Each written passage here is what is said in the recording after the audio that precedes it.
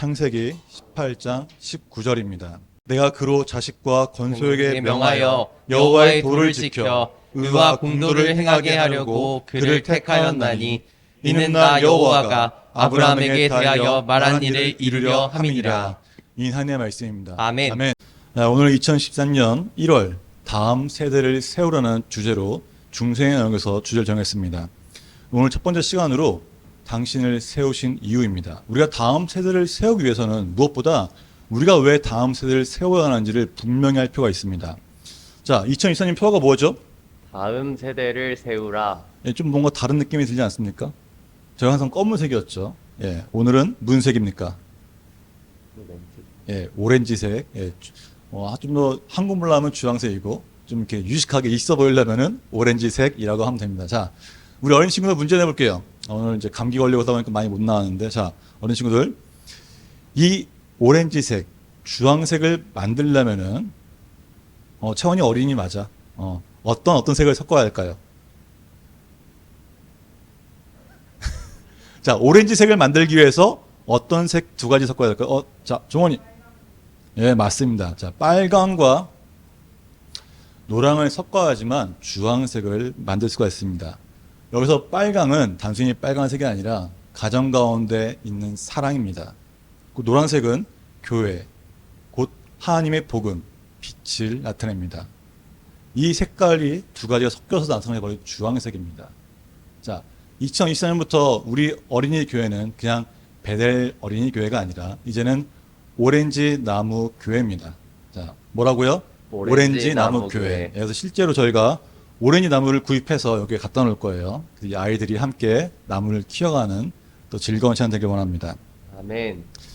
다음 세대를 세운다는 것은 저의 생각이 아니라 하나님의 비전입니다. 자, 오늘 말씀을 다시 한번 읽어보는데 이번에는 새 번역으로 한번 함께 봉독하겠습니다. 자, 내가 아브라함을 선택한 것은 그가 자식들과 자손을 잘 가르쳐서 나에게 순종하게 하고 옳고 바른 일을 하도록 가르치라는 뜻에서 한 것이다.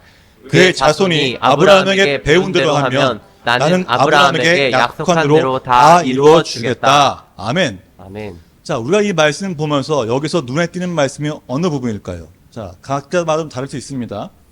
자, 어떤 부분이 좀 눈에 띄십니까? 자, 편하게 말씀하세요. 어떤 부분이 제일 마음에 드세요?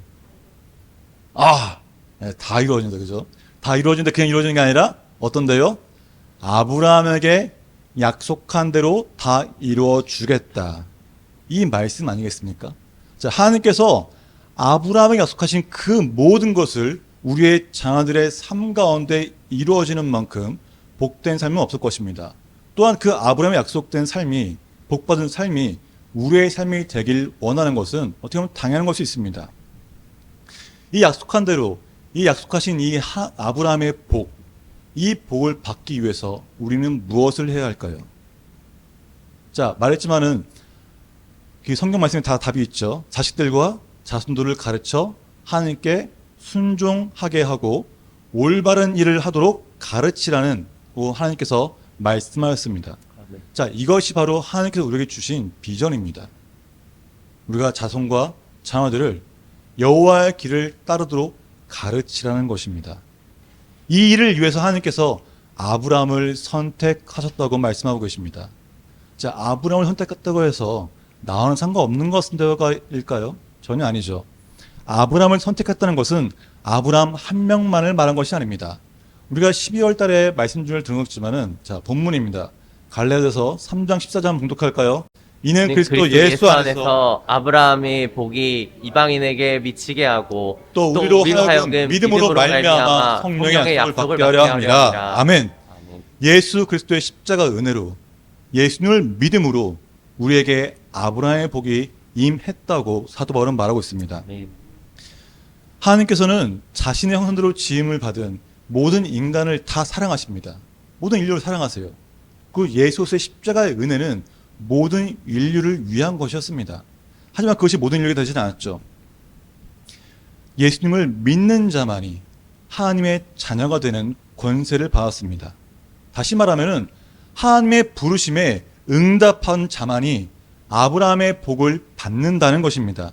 그래서 우리는 예수 그리스도를 믿음으로 아브라함의 복을 받은 존재가 된 것입니다. 우리에게 이 복을 주신 것이 뭘까요? 왜 우리에게 이런 복을 주신다고 말씀하셨을까요? 복을 주신 것은 다른 게 아니에요. 하나님의 살아계심을, 하나님의 말씀을 삶 가운데 경험하길 원하셨기 때문입니다. 하나님의 살아계심과 은혜, 그리고 사랑을 경험한 자만이 믿음이 굳건해지는 것입니다. 사자성어 중에서 백문이 불여일견이라는 말이 있어요. 우리가 아무리 성경을 보고 다른 사람의 이야기를 듣는 것보다 100번 듣는 것보다 한 번 보는 것이 낫습니다. 하나님의 사랑에 대해서, 하나님의 은혜에 대해서 성경에 아무리 많이 읽을지라도 경험하지 못하면 결코 알 수 없습니다. 그래서 하나님은 우리에게 복 주시기를 누구보다 원하시는 분이십니다. 아멘. 그 하나님의 은혜를 경험한 자가 하나님이 어떤 분이신지, 하나님이 어떻게 살아계신지를 증거할 수 있다는 것입니다. 우리 삶에 아름다운 예가 많이 있습니다. 그걸 다른 말로 하면 간증이겠죠. 누구나 간증이 많이 있습니다. 그 간증이 왜 있을까요? 왜 아름다운 이야기를 하나님이 허락하셨을까요? 그거는 하나님의 살아계심을 증거하기 위함입니다. 자, 말씀 한번 볼까요? 고린도서 1장 5절 6절 세 번역으로 한번 보겠습니다. 함께 봉독하겠습니다. 여러분은 그리스도 안에서 모든 면에 풍족하게 되었습니다.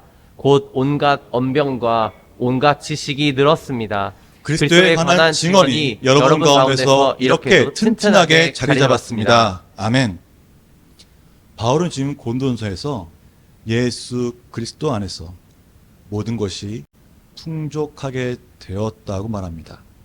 온갖 언병과 온갖 지식이 들었고 그 모든 것은 다 그리스도를 증거하기 위한 믿음의 초석이며 증거라는 것입니다.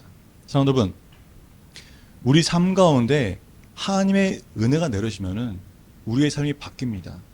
그죠? 슬픔이 기쁨으로 바뀌고 아멘. 두려움이 담대함으로 바뀝니다. 아멘. 그게 바로 하나님의 살아계신과 은혜입니다. 이런 변화에 가장 민감하게 반응하는 것이 어딜까요? 자, 내가 어느 날 하나님의 사랑을 너무 충만하게 느꼈어요. 하나님의 은혜 때문에 기쁨이 넘치고 너무 즐거워요. 그러면 그거를 가장 먼저 알게 되는 곳이 어딜까요? 맞습니다. 바로 가정입니다. 우리의 한마디, 우리의 기분에 가장 영향을 많이 받는 것이 바로 가정이라는 것입니다. 나의 변화가 가정에 영향을 끼칠 수밖에 없어요. 자, 우리 아빠들 한번 봅시다. 우리 남자들이요. 집에 가자마자 너무 좋아. 계속 웃어보세요. 계속 웃어보세요. 그럼 반응이 어떨까요? 아, 그래? 아빠 왜 그래? 미쳤어? 이렇게 말합니까?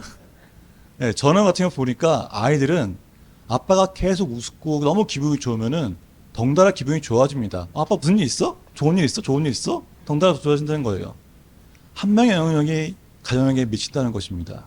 또 반대로 아이가 너무나 기뻐하면은 그 모습을 보면서 부모들도 같이 기뻐합니다. 저는 그런 경험이 있었던 것 같아요. 몇 년 전에 에버랜드라는 곳을 처음 갔었습니다. 큰딸 데리고 가는데 큰딸이 그 휘황찬란하고 막 찬란하고 막 에버랜드 좋잖아요. 그걸 보면서 너무 기쁜 거예요. 막 이렇게 뛰다가 뒤를 돌면서 아빠 오늘 예주의 날이야? 이 말을 하더라고요. 저는 그걸 보면 너무 마음이 기뻤습니다. 그만큼 한 사람의 영향력은 가정 가운데 분명히 있다는 것입니다. 한 사람의 기분이 가족 모두에게 영향을 끼친다는 것입니다. 우리가 기분이 나빠서 인상을 굴리고 막 이러고 있으면 어떨까요? 온 가족이 다 눈치를 보게 됩니다. 무슨 일 있나? 자, 고3 자녀들도 좋죠. 중학교 애들 자녀도 좋죠. 사춘기 돼보세요. 집안이 난리도 아닙니다. 한 사람의 영향력이 그만큼 있다는 것입니다. 그래서 하나님께서는 다른 사람이 아니라 저 멀리 있는 이웃이나 친구들이 아니라 가족에게, 자손과 자녀에게 여호와의 길을 가르치라고 말하는 것입니다. 우리가 자녀에게 여호와의 길을 가르치기 위해서 무엇을 해야겠습니까? 무엇을 할까요? 말로 가르쳐야 될까요? 학원을 보낼까요? 교회를 보내면 주일학교 선생님이 알아서 할까요?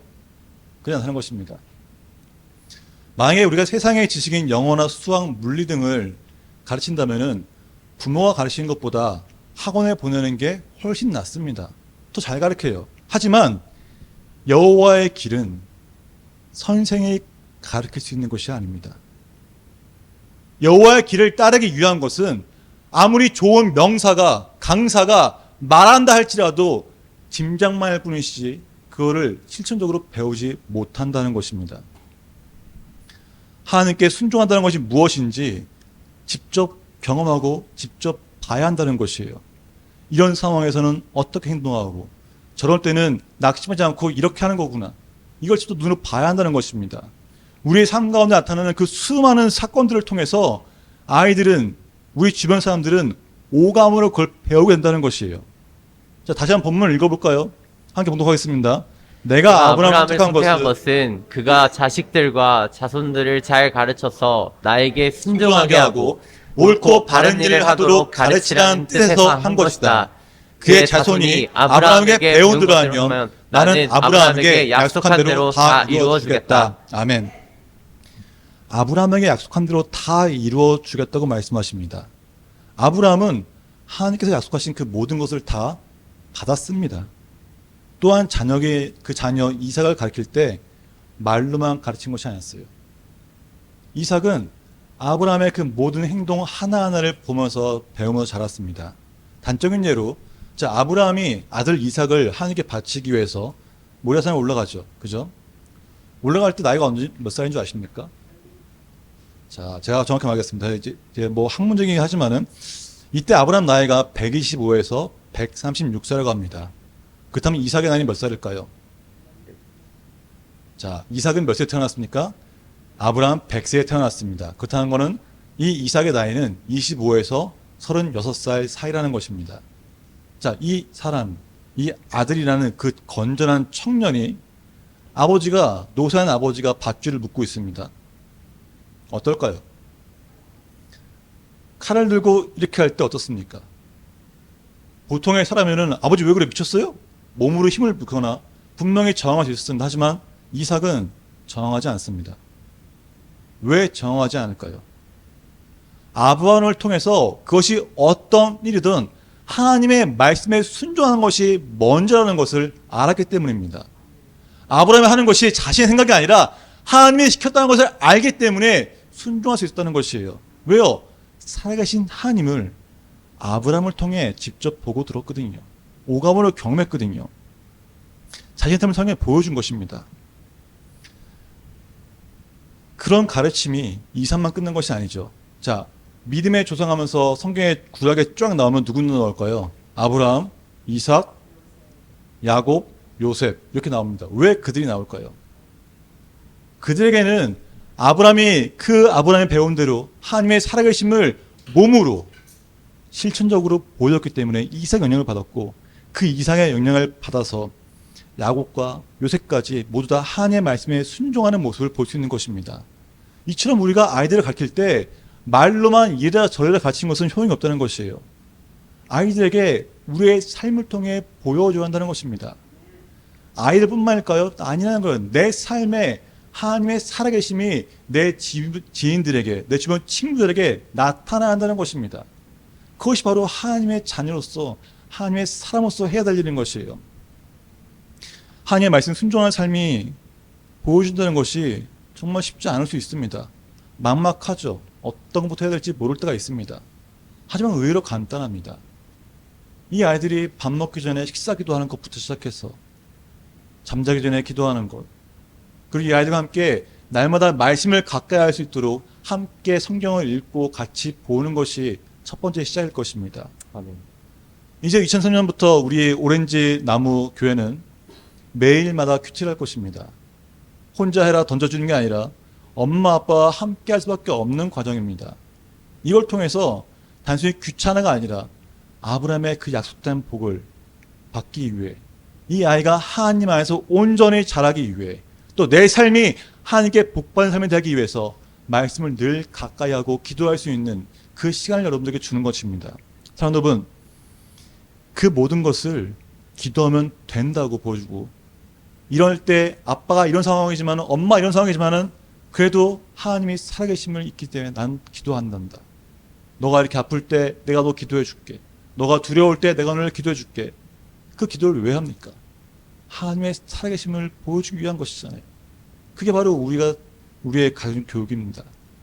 그래서 하나님이 우리에게 맡겨주신 비전이 바로 가르치는 것이고 아이를 양육하는 것입니다.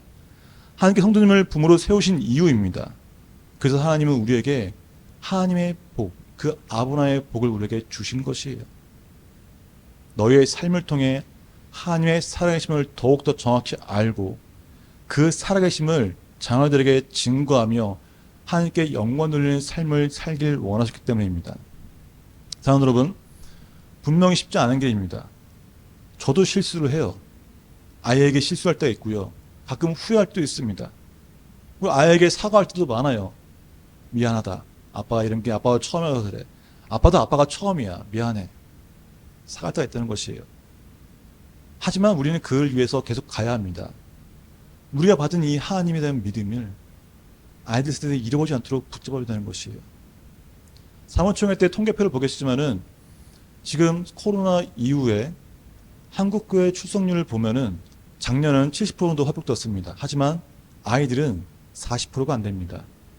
저희 강남지방에 있는 64개 교회 중에서 어린이 교회가 있는 곳이 몇 군데 안 돼요. 다 무너져 내렸습니다. 왜요? 부모의 신앙이, 부모의 그 믿음의 유산이 이어지지 않고 있다는 것입니다. 그리고 지금 3040 세대의 모든 부모들은 많이들 무너졌습니다. 삶에 힘든 것도 있고요. 하나님의 살아계심을 제대로 경험하지 못했기 때문이라는 것입니다. 여러분, 우리가 정말 하나님의 살아계심을 경험하기를 원한다면, 그 아브라함이 받은 약속한 그 복을 받기 원하신다면 하나님의 말씀 앞으로, 하나님의 십자가 앞으로 엎드려서 기도하며 늘 말씀을 가까이 하고 기도를 통해서 그 재단을 쌓아야 한다는 것입니다. 아멘. 그것이 우리에게 능력이 되어지고, 그래서 우리에게 성령의 약속하신 것입니다. 성령의 능력이 구하는 자에게 임할 것입니다. 아멘. 가족 모두가 하나님의 말씀 앞에 서고 하나님 앞에 엎드려 기도합시다. 말씀과 기도로 성령의 역사심을 구하면 어느덧 우리 삶 가운데 하나님의 말씀에 순종하는 그 모습이 자연스럽게 나타날 것입니다. 사랑하는 여러분, 힘내십시오. 아멘. 우리는 할 수 있습니다. 왜요? 성령이 우리 안에 있기 때문입니다. 우리 자녀들도 아버지 어머니 말에 듣지 않으면서 하나님의 말을 듣는다는 것은 말이 안 되는 거예요. 제가 항상 그러죠. 남편들이요, 아내 말에 순종하라. 왜요? 아내 말에 순종하지 못하면서 성령님의 음성에 순종한다는 것은 말이 안 되거든요. 아이들 똑같습니다. 눈에 보이지 않는 주님을 바라보면서 말씀에 순종할게요 말한다는 것에서 부모님 말에 순종하지 않으면 말이 안 되는 것이죠. 자, 종원이와 채원이와 또 많은 친구들이 하나님의 말씀에 순종하기 전에 부모의 말씀에 순종하여서 더욱더 커서 하나님의 큰 말씀 가운데 순종하길 바랍니다. 아멘. 우리 함께 찬양할 때 별따라하면 좋겠어요. 제가 참 좋아하는 찬양인데 이 집 기적의 집이죠. 우리가 예배하는 곳이 단순히 교회만 되는 것이 아니라 우리의 가정이 되어지고, 우리가 기도하는 곳이 교회에 나와 한 번 기도하는 것이 아니라 가정에서 날마다 기도하며 그 기도의 응답이 이루어지는 곳이 내가 있는 곳이 되게 해달라고 우리에게 찬양하며 결단하며 나아가겠습니다. 함께 찬양하겠습니다.